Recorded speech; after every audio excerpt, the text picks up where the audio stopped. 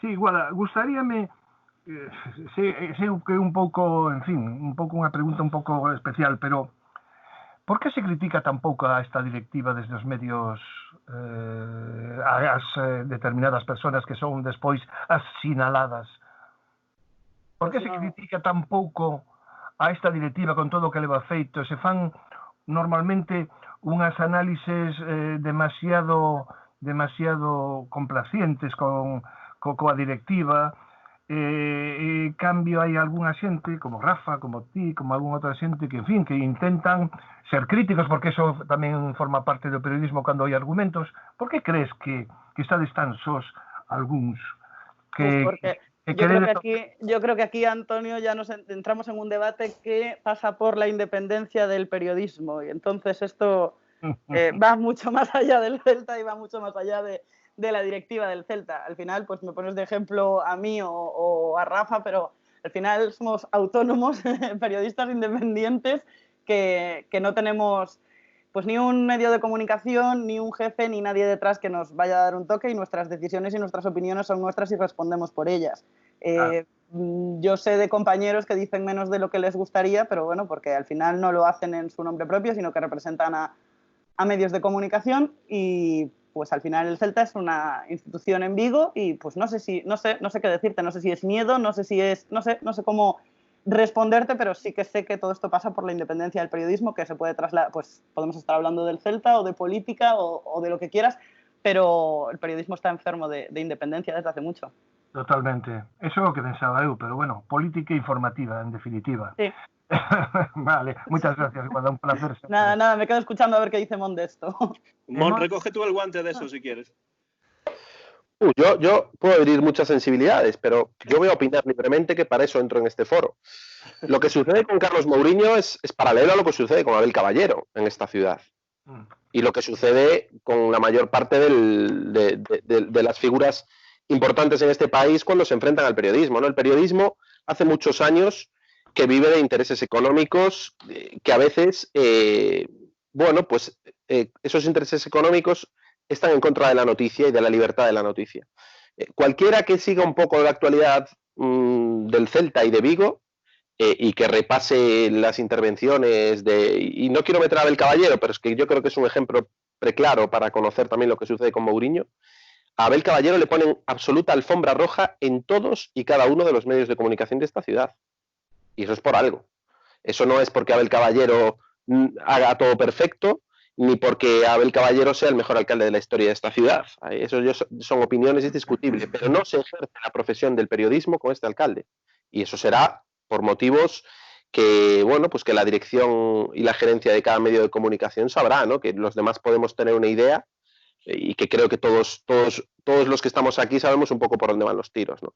Con Carlos Mourinho y el Celta sucede un poco lo mismo, ¿no? Son contados, lo acaba de decir Antonio. Claro, es que... Sí, é un club de fútbol, é unha empresa, non sei, non debería, non? Es decir, a lo mejor, si tú me metes mucha caña, pues no dejo a los jugadores ir a tu medio, o te imposibilito el acceso a Balaídos, o te hago puñetas. Es decir, al final... Eso son la mafia, cuidado, Que se hacen, que se hacen. Por supuesto, pero a ver, decías antes, Antonio, que tú llevas muchos años en todo esto y que nosotros somos muy, muy jóvenes. Ahora el que se está quedando ingenuo eres tú. Se está haciendo el ingenuo, me parece a mí. No es ingenuo. Persoas que estades nos medios de alguna maneira que digades algo. Eu podría decir iso e moito máis, pero se trata de que o digades vos. Eu non deixo de ser un aficionado o número 800 e pico como socio do Celta, que leva toda a vida sufrindo con este equipo, con poucas... Yo entiendo que desde el Concello de Vigo y desde la alcaldía se ejerce presión a nivel económico, una presión brutal. Siempre ha existido esa presión a nivel económico y a nivel de subvenciones, pero creo que Abel Caballero la ejerce a nivel brutal. O sea, tiene un control de los medios de comunicación como creo que no habíamos visto en ninguna alcaldía hasta que llegó él. Y Carlos Mourinho y el Celta ejercen presiones en parte económicas, probablemente en algunos casos, pero también muy cerca del término chantaje. No quiero utilizarlo, pero muy cerca. Es decir, si tú me metes mucha caña, prepárate. Y yo creo que ahí Guada probablemente tenga mucho más que decir, no sé si querrá decirlo, pero probablemente tenga mucho más que decir y otros compañeros de otros medios también. Y esto es, el que no lo quiera ver es porque no quiere verlo, pero esto es evidente. Cualquiera que siga un poco los medios de comunicación y que sepa sacar dos conclusiones, lo ve, y es la sociedad en la que estamos, es que no es una excepción lo de Mourinho. Claro, es que Antonio decía, es el Celta, es una empresa, no es, pero es que pasa con todas las empresas a todos los niveles. Sí, claro. Es la sociedad en la que vivimos. No es ni Abel Caballero ni Carlos Mourinho, es la sociedad en la que estamos, todo lo que nos rodea, formamos parte de eso. É tan importante ese o fútbol, entón, para isto? Tan importante o fútbol que chega a estos niveis de chantaxes e de tal e cual, tan importante dentro da cidade de Vigo, por exemplo? Pues si nos vamos a, antes me preguntabas por compañeros, para compañeros que entiendo ejercen el periodismo deportivo, sí. Vale, pues eso é o que quería escoitar, eu xa sei o que, eu xa sabía máis ou menos o que ibas a decir, pero quería que o dixésedes porque me apetecía moito, porque sodes persoas nos que me gusta como opinades e tal, e gustame saber tamén o que dicides nesto. Nada, era un pouco por aí, Perdón. No. Eso es interesantísimo. Además, yo estaba encantado de contarlo, O sea, me tiraste de la lengua y yo encantado de hacerlo. Claro, era una pregunta que yo tenía en mente también, pero claro, no la saqué a tiempo y después pensé que con ya Guada a punto de salir, pues digo, a lo mejor si nos metemos a hablar de esto, pues no terminamos, ¿no? Porque es un tema que la verdad es que ojalá daría para muchos bares, ¿no? Y ya no solamente celestes. Ojalá algún día pueda cambiar todo esto, porque yo realmente a veces hago fricadas de buscar en YouTube pues programas, porque a mí me apasiona la radio, es un medio que me apasiona a pesar de que no me dedico a ello. A veces me da por buscar programas de José María García, programas de Agustín Castellote, de otras épocas, de finales de los 80, principios de los 90, y no quiero trasladar el mensaje viejuno de que cualquier tiempo pasado fue mejor. En otras cosas, pero te lo digo yo sin ser viejuno, que no conocía a García más que por referencias. Vamos a peor. Era un programa de radio, llevando a gente hablando sin tapujos de las cosas, llevando a gente en directo para realmente hablar de las cosas con propiedad y con seriedad y con rigor. Ahora es todo colegueo, es todo jaja, y el Madrid y el Barça. Ejemplo García, por favor, No. Quiero poner de ejemplo. Porque me parece los tipos máis impresentables do periodismo español de todos os tempos, Quiero poner de ejemplo la libertad que había. La libertad que había a la hora de tratar determinados temas. Es que el poder el periodista no lo tenía de entrevista. Estaban cambiados los términos. Me voy a despedir yo dejándoos una recomendación literaria de un libro que se llama Buenas noches y saludos cordiales. Va sobre José María García, dice Historia de un periodista irrepetible es el subtítulo, está escrito por Vicente Ferrer Molina, editado por Corner Editorial y, siguiendo con lo que decía Antonio, no es un libro para ensalzar al personaje ni mucho menos, pero Mon sí que cuenta, de una manera brillante cómo era todo. Son 5 entrevistas con José María García y muchísimas entrevistas con todas las personas que le rodearon, y es un poco una radiografía de lo que fueron todos aquellos años, y es un libro maravilloso de cabecera para quien le guste la radio. Pues tomo nota, Guada, gracias por la recomendación. Por supuesto que tomamos nota, Guada, de ese libro. Muchísimas gracias por tu participación y ya sabes, en la temporada 3 contamos con tu colaboración también. Pues ha sido un placer, encantada, y nada, os escucharé después cómo sigue este debate, este análisis, porque de verdad me lo he pasado muy bien. Muchísimas gracias. Gracias a ti, Guada. Un saludo. Un saludo. Para ti, para Rafa y para todos los oyentes del CIES Podcast. Un saludo. Fernando, llevas un tiempo callado por ahí. Vamos a hacer que recojas tú el guante de todo esto, y si hay algo de lo que hemos venido comentando que tú quieras comentar también, pues este es el momento. Pues me sumo al deseo de Mon, ¿no? Que hablaba de que esta sociedad en general, no solo en Vigo, se caracteriza, por desgracia, por esa influencia y presión económica sobre algunos medios de comunicación. Yo hace años, antes de trabajar en el norte de Galicia, en un medio de comunicación que no voy a citar, tenía la idea de que es verdad que en medios nacionales, a nivel nacional, no local, sí que había esa presión para que determinadas noticias, tendieran hacia un lado o hacia otro, pues dependiendo de esa influencia, ¿no? Pero yo tuve la ocasión, por suerte o por desgracia, de conocer desde dentro de un medio de comunicación local lo que es esa influencia económica y esa presión económica, ese condicionante que te hace, pues a lo mejor entrevistar a uno y no a otro, que es rival, hablar de una noticia de una manera y no de otra, hacer una encuesta en la calle tendiendo hacia una respuesta específica de la gente y no publicar otras. Es decir, son aspectos que yo he vivido desde dentro y me sumo a ese deseo, a lo mejor un poco ingenuo, de que las cosas cambien, porque no dudo de que eso esté pasando en Vigo, pero pasa en más sitios. Y ya digo, hasta hace unos años pensaba que solo era a nivel nacional y veo que también es a nivel de medios locales, ¿no? Y la verdad es que es una pena porque como periodista, pues uno siempre quiere tener esa libertad pues para acercarse lo máximo posible a la objetividad y no es fácil muchas veces por este tipo de trabas, ¿no? Vamos a ver si haciendo un poco de fuerza cada día, pues cambiamos esa tendencia, ¿no?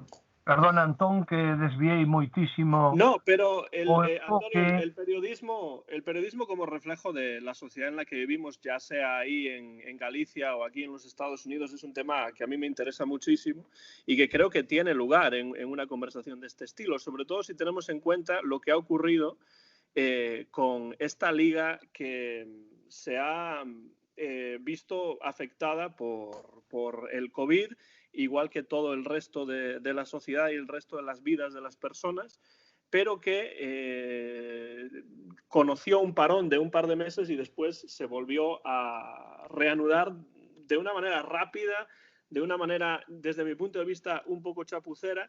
Y me gustaría que hablásemos un poco de eso, ¿no? Cómo los intereses económicos a veces se ponen por delante de todo lo demás, incluido el racionalismo. Y yo lo defiendo ahora y lo he defendido desde el momento en el que se hablaba de que volviese o no volviese la Liga. Yo estoy con los franceses, por ejemplo, con estos países que han decidido terminar la Liga, no reanudarla. Pues simplemente pasar un año sin que haya un campeón de Liga para no poner en peligro pues la sanidad y la salud de las personas, que es lo que realmente interesa. ¿Cómo veis vosotros de la manera en la que se ha llevado la crisis del COVID en relación con la Liga Española de Fútbol? Antonio primero, después Mon y después Fernando. Bueno, eu estou na liña que ti decías. Eu creo que isto non se tiña que continuar. Todos son intereses económicos. Aquí as persoas importan moi pouco, os xogadores tampouco, que en mes e pico xogasen tantos partidos como xogaron partidos cada 3 días, que o fútbol non permite, é dicir, non é un deporte que permita que cada 3 días se estea xogando, pero claro, o problema das televisións, o problema dos presupostos dos clubs, etcétera, etcétera. É dicir, eu creo que isto é unha auténtica chapuza, a Liga é unha auténtica vergonza. Sabemos o que está pasando agora co Deportivo, co Fuenlabrada, como todo o mundo se sube ao carro, como mentiras por un lado, mentiras polo outro, cousas verdadeiramente irracionais. Vemos agora que un xogador do Madrid como Mariano ten COVID, un xogador do Sevilla agora resulta que tamén ten COVID. Zaragoza. De Zaragoza tamén, me parece, sí. Bueno, en fin, a min pareceme que todo isto foi un auténtico teatro de monicreques, así de claro. Penso que a Liga non tiña que terse rematado, que todo isto foi en contra do fútbol, evidentemente, porque non se viu fútbol de ningún tipo, había que sacar os partidos para adiante como fose, e bueno, como sempre, a economía, o PIB, o importante que o PIB, o 3 e pico % do presuposto bruto do país, etc. A min, de verdade, que isto me pareceu todo menos fútbol, unha pantomima, a peor liga que recordo en moitísimos anos e non só polo COVID. E quero aproveitar esta pregunta para dicir que fagamos un equipo do Celta, non fagamos figurillas que xoguen porque teñen moito nome.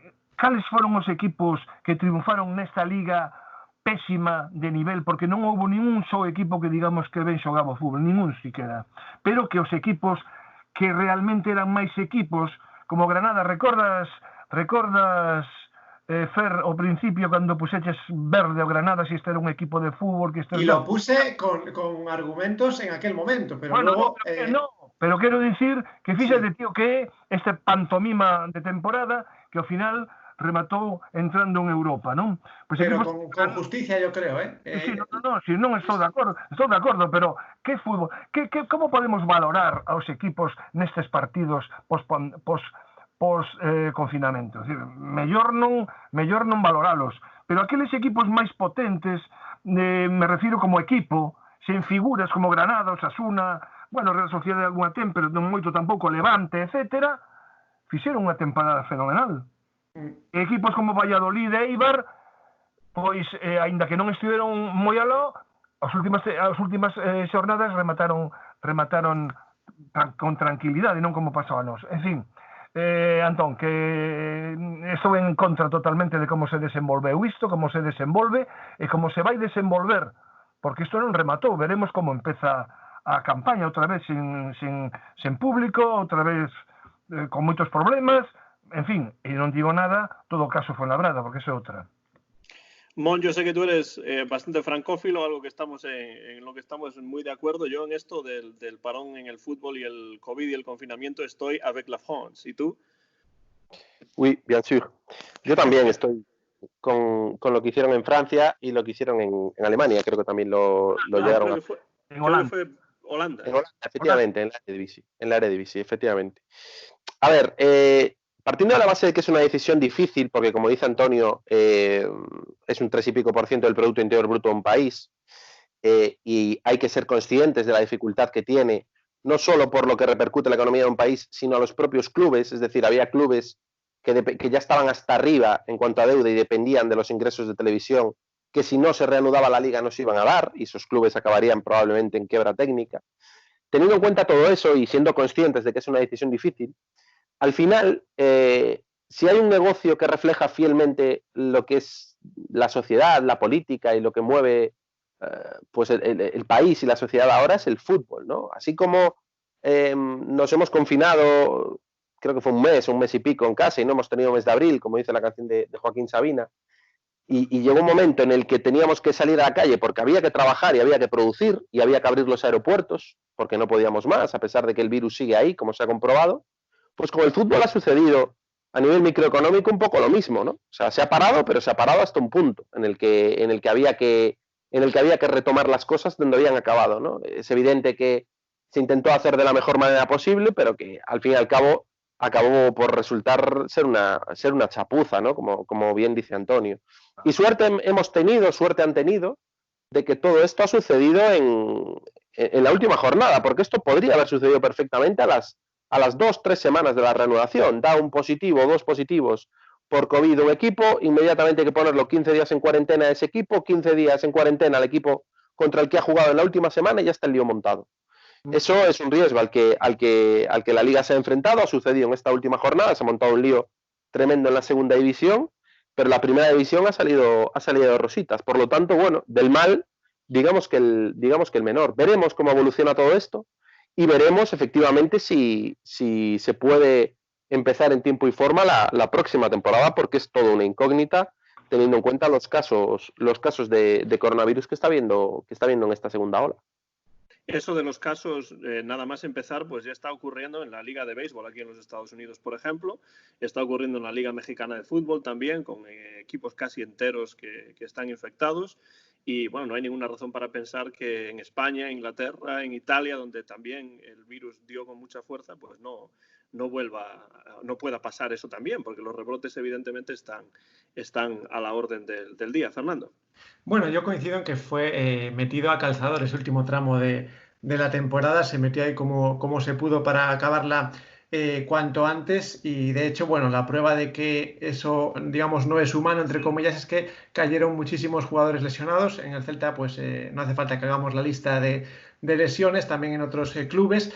La pena dentro de, bueno, pues de esa compresión de partidos es que solamente, bueno, que haya quedado ese partido ahí, digamos, sin disputarse, porque realmente en la primera división, como decía Mon, pues ha salido bien dentro de, bueno, pues de este apretado calendario salió bien y parecía que todo iba a salir bien del todo, y en segunda división pues sucedió lo que sucedió con ese partido del Depor Fuenlabrada.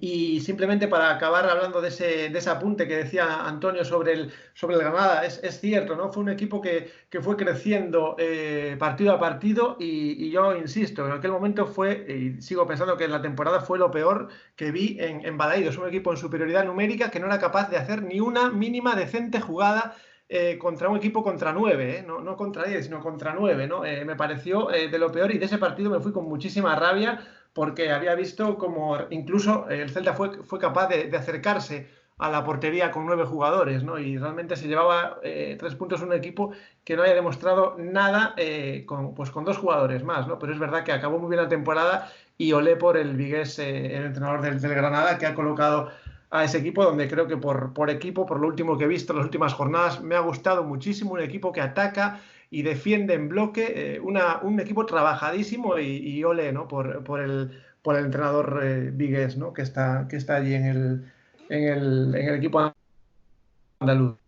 En un equipo que es lo contrario del Celta realmente, o por lo menos lo contrario a lo que el Celta demostró ser a lo largo de toda la temporada, porque claro, ese partido del que habla Fernando, que comentamos en su momento, pues es un partido entre muchos, ¿no? Y el Granada yo lo vi jugar mucho mejor en muchos otros encuentros y estoy de acuerdo en que, y estoy muy contento de que haya llegado a donde ha llegado, tanto por su entrenador Vigués como porque me parece que el equipo realmente lo merecía. Creo que una de las cosas que se echaron en falta tras la reanudación es la presencia de público, la importancia que tiene el público en cualquier evento deportivo y especialmente en el fútbol. Es decir, es algo que yo creo que los equipos, las directivas tendrían que recapacitar sobre esto, la importancia de los socios, la importancia del público y las pocas facilidades que le dan en muchas ocasiones a los aficionados, ¿no?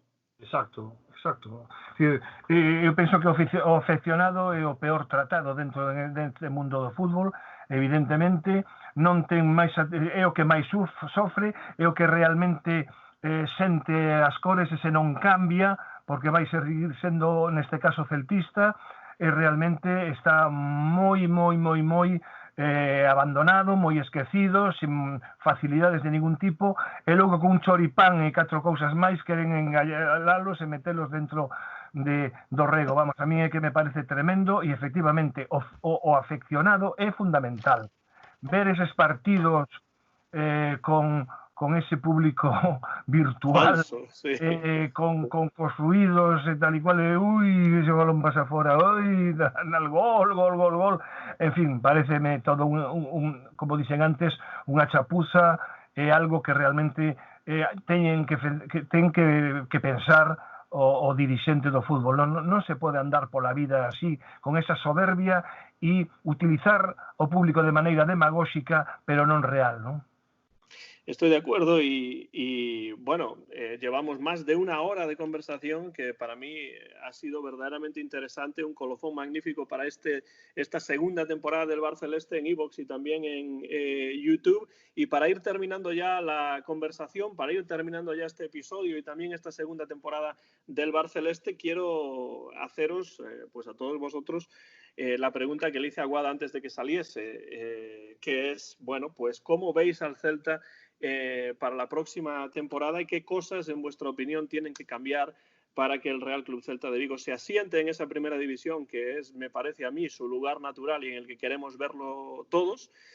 Y bueno, pues ¿qué cosas tienen que cambiar para que esto realmente ocurra y ocurra sobre todo con mayor tranquilidad que estas 2 últimas temporadas en las que hemos estado coqueteando con el descenso y casi de infarto cardíaco en infarto cardíaco? Empiezo con Mon, continúo con Fernando y termina Antonio.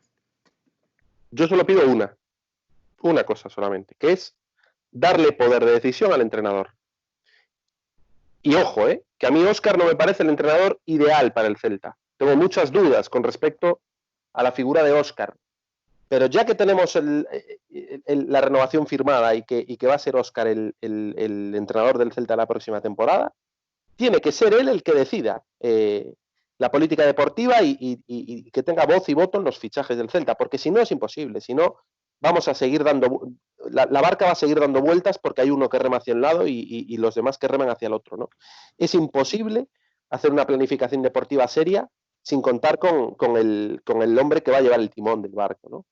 Entonces, lo único que pido es que se haya aprendido al menos esa lección y que en la mesa en donde se estudien los refuerzos y las bajas del Celta del año que viene, el que más poder tenga en esa decisión sea Óscar, pese a que primen, evidentemente, como va a primar, seguro, todos los años, criterios de rentabilidad y de índole económica.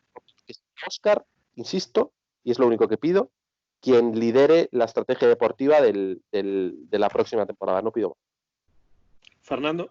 Bueno, no es poco lo que pide Mongo, yo estoy totalmente de acuerdo con él. De hecho, lo vengo diciendo durante durante este encuentro, ¿no?, que hemos tenido para finalizar esta temporada. Creo que Óscar García y anteriormente pues los entrenadores que han pasado por aquí tenía que haberse hecho lo que creo que no se hizo, ¿no? Un equipo, pues en la medida de lo posible, pues a la medida de ese entrenador en concreto. Y vuelvo a insistir en el tema de la pedagogía con los jugadores. Creo que la mentalidad importa mucho y saber por lo que se está jugando importa mucho en cada partido. E insisto con lo que decía antes, creo que ya sea el entrenador o desde la junta directiva, los jugadores tienen que ser conscientes de que el Celta no es un equipo que cada año pues tenga la obligación de estar entre los 4 primeros, entre los 6 primeros. Es decir, el Celta es un equipo históricamente que ha pasado sus dificultades, pues por suerte en segunda vez solo una vez, pero en segunda muchos años y subiendo y bajando. Entonces creo que hay que hacer pedagogía en el sentido de los objetivos, que no se lancen las campanas al vuelo antes de que el balón empiece a rodar, y no hablar de Europa pues en el mes de agosto ni en septiembre. Entonces yo creo que así es como se consiguen grandes objetivos, ¿no? Cuando uno se plantea pues metas más a corto plazo y metas más realistas y más alcanzables. Es como se consiguió el éxito con Berizzo. Así que pido lo que pide Mon, porque ya lo he dicho antes, y además, perdón, esta pedagogía, ¿no?, esta formación a los jugadores. Yo creo que el Celta tiene que plantearse que lo necesario es tratar de mantenerse con la mayor holgura posible y después a partir de ahí ir construyendo para que si viene algo más, como llegar lejos en la Copa o entrar en Europa, pues bienvenido sea. Antonio, creo que tienes tú la última palabra sobre este tema. Bueno, eu tiña aquí unha pequena radiografía da plantilla tamén este ano que enlaza un pouco co que acabas de preguntar. Para empezar, dicir que estou totalmente de acordo con Fer, que realmente non se pode estar pensando en Europa cando temos que pensar que o balón roda e que hai moitas dificultades e somos un equipo para estar en primeira división e ese debe ser o noso objetivo fundamental. Totalmente de acordo con Fernando, totalmente de acordo con Mon, pero creo, Mon, sinceramente, que eso é predicar no deserto. Creo que se vai seguir igual e que realmente o que ti dixe, eu non estou de acordo con que se faga unha plantilla en función dun adestrador completamente, pero sí no que o adestrador teña voz e voto e poida decidir nun determinado momento o que se necesita. Fran Escribá intentou no verán, pero non lle fixeron caso absolutamente ningún. Entón, para min este ano o mellor, sinceramente, foi Rubén. Para min Rubén xunto con Murillo foron os dous xogadores que a min personalmente máis me gustaron, pero claro, Rubén ten un problema que se lesiona moitísimo, cada tempada unha vez ou dúas como este ano. Iso para un porteiro titular no que descansa boa parte da defensa do Celta é un perigo. Por conseguinte, eu creo que o problema da portería van ter que solventalo de outra maneira. Non podemos estar con Iván Villar e con outro calquera, porque ao parecer, como dixe Guada, Rossi non vai seguir. A Operación Retorno hai que esquecerse desa estupidez da Operación Retorno. Para mí foi un fracaso agás Rafiña, pero que tampouco, ollo, cuidado, que ás veces estamos subindo moito, e da mesma maneira que di Fernando, que non podemos poñer o equipo en Europa, tampouco podemos dicir que Rafiña foi o mellor dos retornados, pero dende logo tampouco deu o seu mellor nivel, é dicir, foi un pouco o torto no país dos cegos. Denis Suárez cuando estuvo bien, Denis Suárez, pasa que tuvo muchos problemas con lesiones. Bueno, pero Denis Suárez estando bien es un jugador, yo le tengo muchísima fe a Denis. ¿Cómo sabes que eu penso que é necesario, pero que non se pode poñer a Denis Suárez no extremo, nunha banda, entendes? Él é un mediapunta ofensivo, é dicir, é outra historia. A mí me parece que meter a todos porque hai que metelos e entón cada un xoga en postos diferentes. Esa polivalencia da que ti falabas a min tampouco me gusta moito, sinceramente. Os parches que se fixeron en xaneiro a mí me pareceron que son Murillo. Eu xa dixen que non confiaba en Bradaric e que non confiaba en Smolov. sacando esos 2 goles bonitos a Barcelona e Madrid, bueno, bonitos foi o Madrid nada máis, Esmoló para min non deu o nivel en absoluto, e Bradley tampouco. Por conseguinte, teño que dicir que iso está como está. A defensa con Murillo funcionou, pero a min Araujo, por exemplo, non ten as cualidades que se supón. A min, personalmente, Araujo non me gusta absolutamente nada. Por conseguinte, vai haber que fichar algún defensa. Mediocampo, todos para min por baixo do nivel que se agardaba. Cai foi unha decepción absoluta. Denis, polo que di Mon, que concordo, tampouco deu o nivel de Pape, mellor non falar. Beltrán 3 ou 4 partidos, a Brais nin se lle viu. En fin, Rafinha o mellor, pero sin demasiado brillo. En a dianteira, Mina loita moito, pero inoperante. Aspas sobrecargado de partidos e de responsabilidade. Non podemos estar esperando que Aspas meta 21 gols ou 20 cada temporada, porque cada vez o coñecen máis, cada vez pasan os anos, e que el é o que tira do equipo. Pione, descentrado absoluto. Toro, un xogador moi limitado, no pouco que se lle viu. De Juan Hernández nin comento. Nolito de todo un pouco, pero creo que pode ser un tipo interesante. E entón, bueno, pois eu creo que si se ven todas estas porque hai que facer análisis, eles teñen que facer análisis porque son os profesionais e por iso cobran e moito, ademais, sinceramente hai que estudar moi ben que é o que fallou de verdade, falalo co adestrador, como moi ben dicía Mon, que el teña a voz aí a hora de contratar. Non din que se vai facer tal esforzo por Rafinha e por Murillo que deixa tocado as posibilidades de fichaxes. Pois creo que xa empezamos moi mal, porque si con Murillo e con Rafinha moi ben, pero como non haxa xogadores de músculo, xogadores de intensidade, xogadores que non teñan tanto nome, pero que realmente dean un froito co seu implicación e co seu xogo, imos aviados, non? Después de esta radiografía de Antonio, ¿tenéis algunas reacciones, algo que comentar a lo que él ha señalado? Pues yo estoy bastante de acuerdo en muchos de esos análisis, y hablabas de Fran Beltrán, por ejemplo. Creo que pues podía haber disputado más minutos de los que dispuso, ¿no? Yo creo que es un jugador muy joven y que creo que siempre ha sumado. Más allá de que le pudiera salir un partido mejor o peor, creo que es de los que más implicado ha estado. Sí, yo creo que hay que mantenerlo. Se ha hablado mucho de que puede salir, yo lo mantendría, pero con, 100% seguro de que va a sumar siempre, ¿no? Y bueno, el resto de jugadores coincido en líneas generales. Hablabais antes del Toro Fernández. Yo, para mi gusto, creo que también debió de disponer de más minutos para hacer un análisis y una valoración final y una evaluación, como se suele hacer al final de curso, pues en condiciones, ¿no? Creo que no merece el suspenso en relación a minutos jugados y lo que hizo en el campo, ¿no? Yo creo que con el Toro habría que tener paciencia y ponerlo más. Ha disputado de muy pocos minutos, y entiendo que por la competencia, aunque claro, si hablamos de que Santi Mina es competencia del Toro Fernández, pues esto da para un debate bien largo y profundo, ¿no? A ver, yo aquí coincido en parte solamente. Yo creo que los centrales son buenos centrales, los tres, para un equipo como el Celta. A mí Eidú me parece, le tengo mucha fe a Eidú, siempre y cuando se le acompañe bien, evidentemente. Eidú, los fallos que tuvo este año fue por una cuestión de que el equipo no estaba bien, pero me parece un central que al lado de Murillo nos puede dar muchísima intensidad, que es algo de lo que adolecía el Celta, y creo que estuvo a buen nivel en general. Yo creo que tengo la sensación de que Araujo es un central más que aprovechable, pero insisto en que los problemas defensivos del Celta estuvieron en la idea del equipo y sobre todo en el centro del campo más que en los centrales.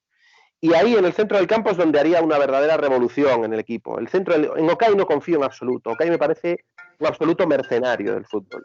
No puede ser que juegues 2 o 3 partidos buenos y después te borres, bajes en determinados partidos al tran-tran, que se descubran cosas de que juegas por decreto justo cuando lo dice el representante, eres titular indiscutible. No me fío en absoluto de Okay. O sea, es un jugador al que yo le pondría la cruz y trataría de sacar dinero por él. Habrá que sustituirlo. Es un jugador que me dejó frío, no me pareció en absoluto un jugador descatable. Y por supuesto Pape Cheik no ha funcionado. Sí, es verdad, sí que coincido con Fer en que Fran Beltrán es un jugador que nos da muchísimo. Es el jugador Eu tamén penso igual de Beltrán, cuidado. Sobre todo porque me parece un jugador que es pegamento, ¿no? Que ayuda al equipo a dar el paso adelante y a ser más eficiente en la presión, ¿no? Que es algo que el Celta es tímido porque no tiene jugadores de ese perfil. Entonces yo creo que habría que traer, aparte de Renato Tapia, otros 2 mediocentros. Quien sustituya a Bradaric y quien sustituya a Okay. Con eso yo creo que si acertamos en esa parcela, el Celta va a dar un salto enorme, porque creo que era el gran problema del Celta, no solo esta temporada, sino la anterior, y después traer un delantero, porque es que lo que no podemos es jugárnosla con el Toro Fernández, que es un delantero de segunda B, y Smolov, que vino aquí prácticamente de retirada, ¿no? Yo creo que si somos capaces de acertar en el centro del campo y un delantero que pueda liberar un poco a Aspas, si bien es cierto que probablemente algún extremo o tirando de la cantera, yo creo que podemos mejorar bastante el equipo, pero ya te digo, hay que acertar en esos fichajes, porque hay que recordar que tampoco tenemos en absoluto demasiado fondo de armario. ¿Y en la portería? En la portería tengo muchas dudas. En la portería, yo creo que el Celta se debate en la dicotomía de traer un portero que de verdad compita con Rubén, lo que podría dejar a la sombra al portero de Mos, o traer un perfil tipo Diego López, ¿no? Que se está hablando mucho de él. Pues un portero ya que venga a sumar a nivel de vestuario, que vaya ya un poco de vuelta en su carrera deportiva y que juegue esos meses y que asuma su posición teórica de suplente el resto de los meses cuando Rubén esté listo, ¿no? Veremos. Es una decisión difícil porque es una situación muy, muy particular, ¿no? Tener a tus 2 porteros titulares lesionados desde el principio de la temporada. Yo creo que fichar va a haber que fichar, porque es demasiado riesgo el empezar una temporada con un portero tan novel como iba a fichar, ¿no? Pues yo estoy muy de acuerdo con lo que comenta Mon sobre la portería. Es algo que Antonio y yo hemos comentado en alguna ocasión, que también he comentado con Fernando fuera de micrófono, pues antes de comenzar la grabación del programa la semana pasada. Y bueno, con esta radiografía realmente en profundidad que habéis hecho entre los tres y para nuestra audiencia aquí del Bar Celeste, pues llegamos al final de este último episodio de la segunda temporada del Bar Celeste, tanto en iVoox como en YouTube. Y bueno, quiero daros las gracias personalmente a cada uno de vosotros por vuestra participación en este, que ha sido el más largo de los episodios hasta el momento del Bar Celeste, desde estos 2 años que llevamos ya. Pero la verdad es que la situación y el momento lo merecía, porque ha sido una temporada aciaga, una temporada de difícil recuerdo, la verdad, y una temporada que espero, aunque la verdad es que confío poco, pero espero que sea una temporada que haga reflexionar a los que tienen que reflexionar para tomar las mejores decisiones para la temporada próxima. Mon, muchísimas gracias por participar, por estar aquí, por los mensajes de voz que nos has enviado a lo largo del tiempo, por tu participación en otros programas también. Y quiero animar a todo el mundo a que, bueno, siga a Mon en Twitter, creo que es @moncata. Y nada, pues Moncatal con una L al final, Moncatal con una L al final. Y nada, muchas gracias y te esperamos en la temporada 3.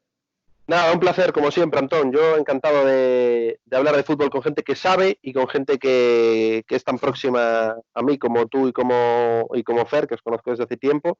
Y con Antonio, encantado de haberlo saludado de nuevo y de poder compartir. Ojalá que en la próxima temporada tengamos ocasión de coincidir y esperemos que estos análisis sean un poquito más optimistas, aunque veamos nubarrones grises en el horizonte.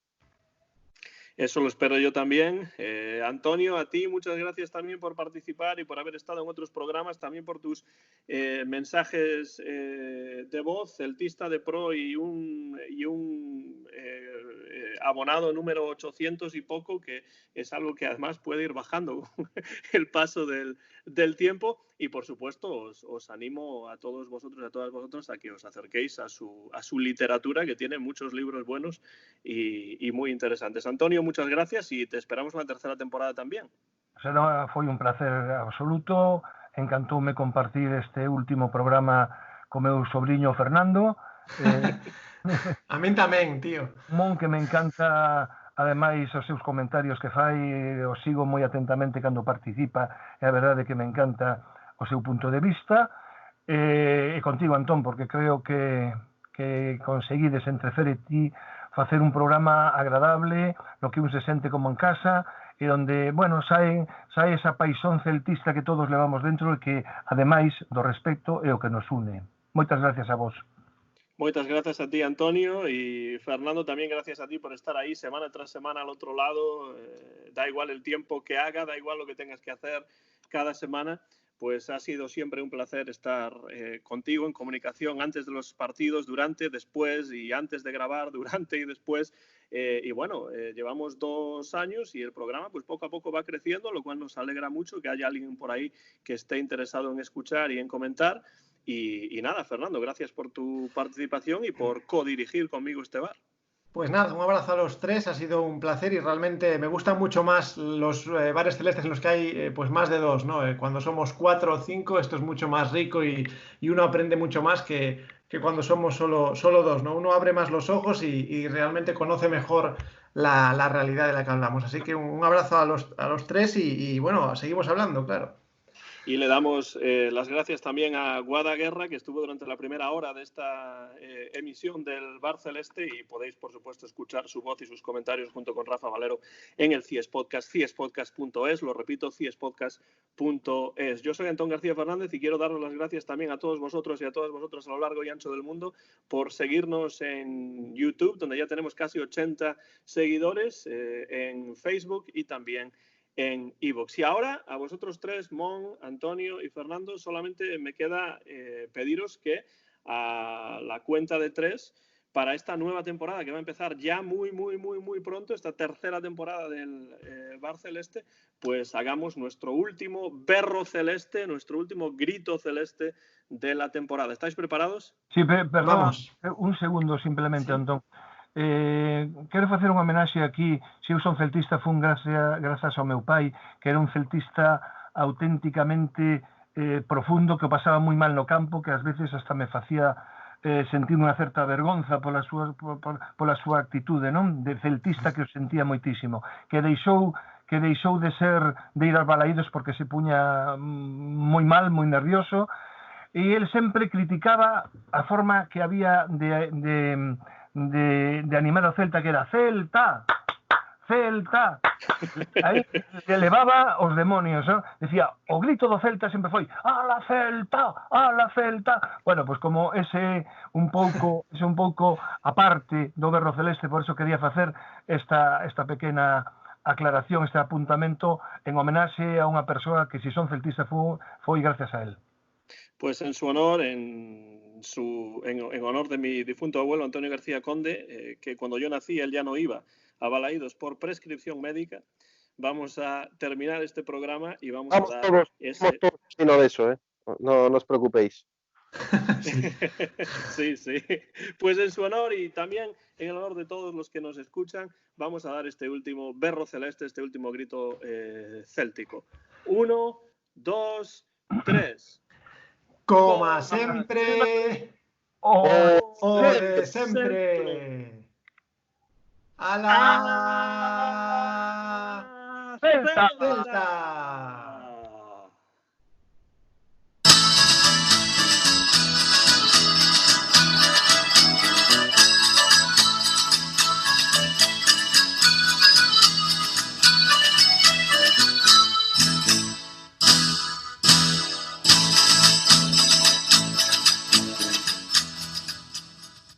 Coma sempre, ore sempre, alla Celta!